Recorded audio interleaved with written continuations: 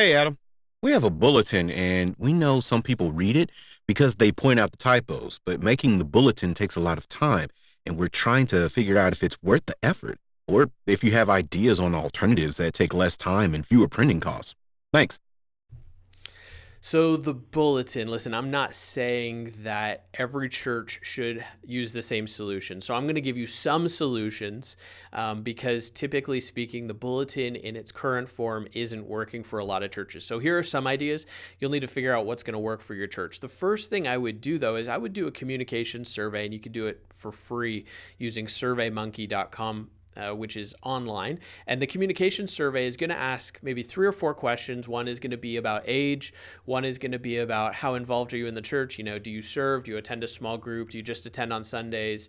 Those kinds of things. And then you're going to ask, 2 important questions. One, how do you find out about new events coming up at your church? And you're going to list announcements, social media, email newsletter. Make sure you put the bulletin in there, all the different ways that somebody might find out about a new event at your church. And then the other question you're going to ask is, if you have more questions about an event, or if you want to find out more details about an event, how do you do that? So do you use the bulletin? Do you use the website? Do you check our social media channels? How do you find out more about an event? So where do you learn about an event, and how do you find out more about an event? Now, this communication survey is going to tell you everything you need to know about how reliant your church is on the bulletin.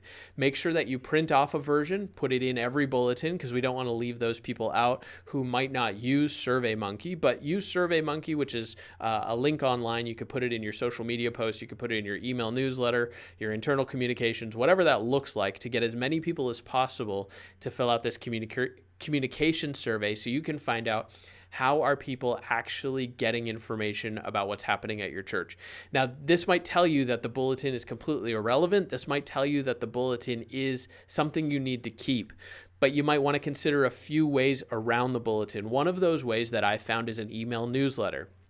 So sending out an email newsletter that has all of the information that would be in the bulletin, but you send it out on Saturday. And the reason you send it out on Saturday is so that when people show up on Sunday, they could take a bulletin, but it's got all the information they already got on Saturday. So it makes people less reliant on an actual print bulletin. But I wouldn't rule out bulletins or rule out prints altogether, but maybe instead of handing out a bulletin that's got, the 10 things happening this week, your bulletin could include maybe it's a flyer for the one big event, or maybe it's a business card that people can treat as an invite to invite their friends to the next big thing.